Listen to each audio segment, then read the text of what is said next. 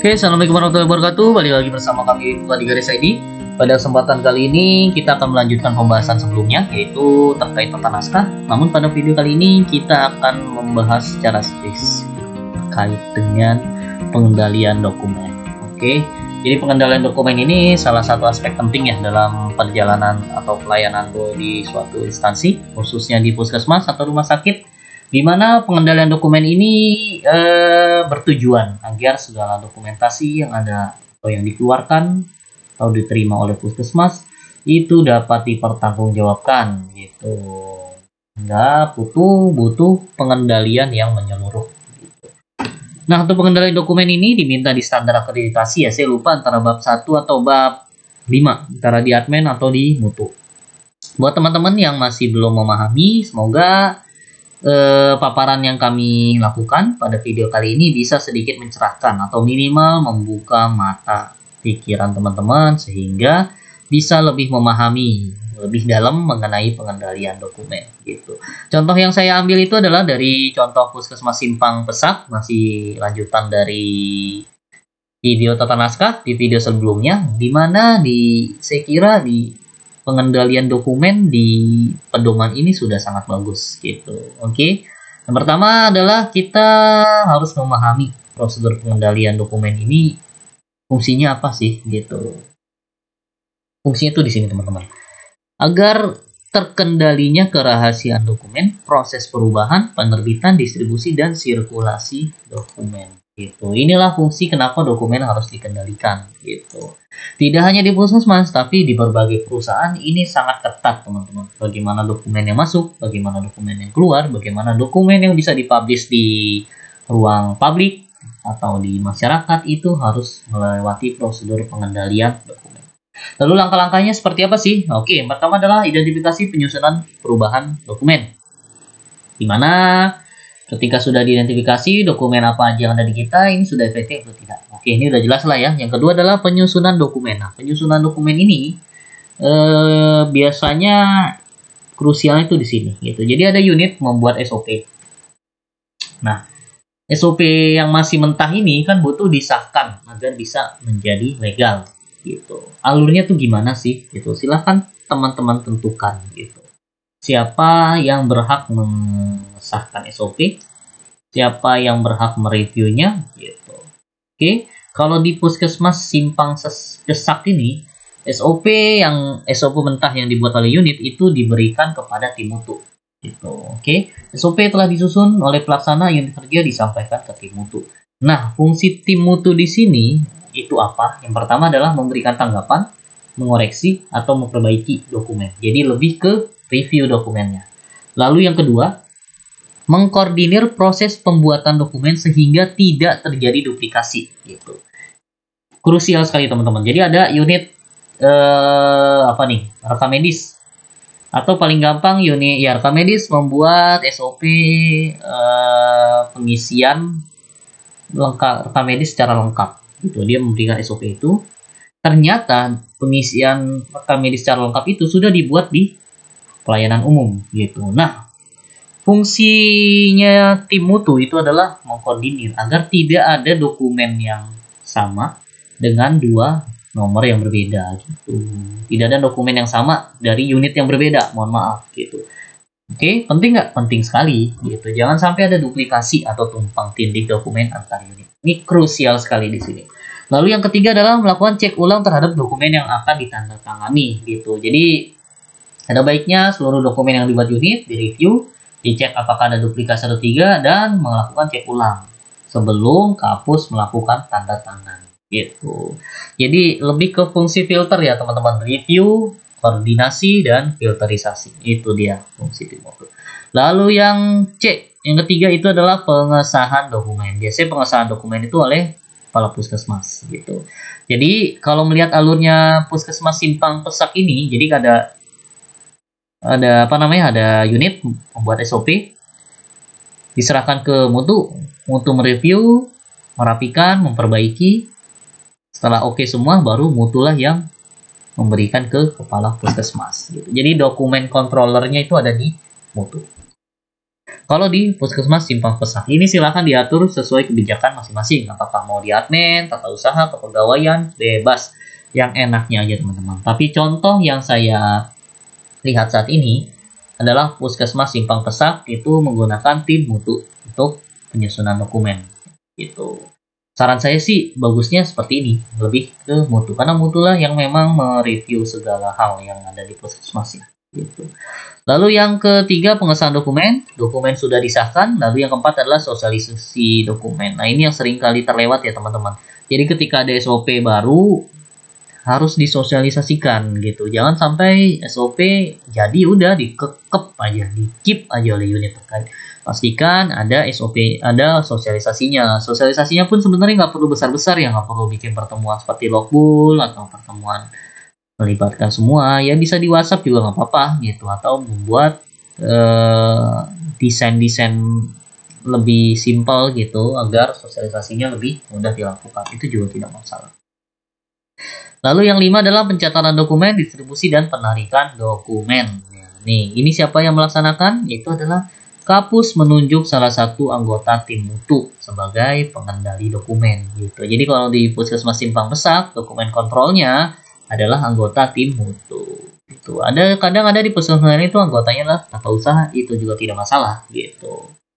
Oke. Nah, si petugas pengendali dokumen ini bertanggung jawab atas apa aja sih? Pertama adalah penomoran dokumen. Jadi seluruh nomor itu harus dari anggota tim mutu ini. Tidak boleh unit mempunyai nomor sendiri. Jadi satu pintu nomornya gitu. Oke. Biasanya dalam penomoran ini udah ditentukan nih gitu, kode-kode rahasianya tuh seperti apa gitu. Oke. Contohnya seperti ini. Nah ini ada kode-kodenya nih, ini penting ya teman-teman ya.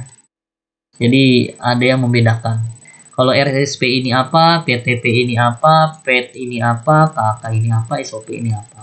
Lebih banyak ragamnya itu lebih bagus dan lebih mudah dalam mencarinya gitu. Contoh dokumen SOP itu adalah SOP. Bahkan untuk SOP admin, UKM, UKP pun dipisah. SOP A itu adalah admin, SOP B itu UKM, SOP C itu UKP. Gitu. Jelas ya kayak gini ya. Mantap. Lalu dicatat dan dokumentasi. Jadi nomor ini karena dipegang oleh satu orang, otomatis dia mempunyai data pencatatan nomor dokumennya gitu, atau daftar dokumen eksternal dan internalnya gitu. Lalu setelah dokumen jadi, misalkan dinomerin, maka dia akan menyerahkan dokumennya kepada pengusul untuk digandakan gitu. Sebenarnya untuk penggandaan ini ada baiknya itu yang melakukan tim mutu ya sekalian ya. Cuma kalau ternyata memang tim mutunya kebanyakan tugas atau dirasa memberatkan, ya unit terkait juga tidak masalah gitu. Oke. Ketika sudah digandakan di fotokopi, maka langkah selanjutnya adalah memberikan stempel terkendali. Jadi di video sebelumnya untuk pengendalian dokumen itu ada 4 dokumen ya, dokumen induk, dokumen asli, lalu dokumen kedua dokumen terkendali, dokumen asli yang difotokopi, lalu ada yang ketiga dokumen tidak terkendali, dan yang keempat itu adalah dokumen kadaluarsa gitu. Oke, jadi ketika SOP sudah disahkan, sudah diberi nomor, sudah dicap, stempel, tanda tangan, sudah asli, lalu digandakan, difotokopi, lalu diberikan stempel terkendali gitu. Oke. Nah, tata cara pendistribusiannya seperti apa? Distribusi dilakukan oleh tim mutu atau bagian tata usaha, ditentukan saja gitu. Oke, nah untuk mendistribusikan itu tidak bisa asal ngasih teman-teman. Pastikan memiliki form ekspedisi atau formulir serah terima gitu. Oke, jadi ada SOP baru sudah diberikan oleh disahkan oleh dirapikan mutu, disahkan, diberi nomor, digandakan. Lalu diserah terimakan ke unit, itu harus ada form ekspedisinya atau tanda terimanya gitu. Oke. Nah, jadi untuk dokumen aslinya disimpan oleh tim mutu atau tata usaha, tergantung keputusannya gitu. Lalu yang kedua, menarik dokumen. Nah, menarik dokumen ini juga tugasnya orang mutu tadi ya, tim pengendalian dokumennya. Lalu yang ketiga, mengarsipkan dokumen induk, membutuhkan dokumen stempel kadaluarsa, menyimpan dokumen selama 2 tahun. Nah, untuk lamanya ini sebenarnya ditentukan lagi kebijakan puskesmas. Ada yang 2 tahun, 3 tahun, 4 tahun, atau 5 tahun. Termasuk dalam memusnahkan dokumen juga tugasnya tim pengendalian dokumen. dokumen. Lalu poin selanjutnya tata cara penyimpanan. Nah, dokumen asli atau dokumen master yang sudah ditandatangani dinomori disimpan di bagian tata usaha puskesmas. Disimpan dengan rapi sesuai dengan metode pengarsipan yang mudah dicari kembali bila diperlukan.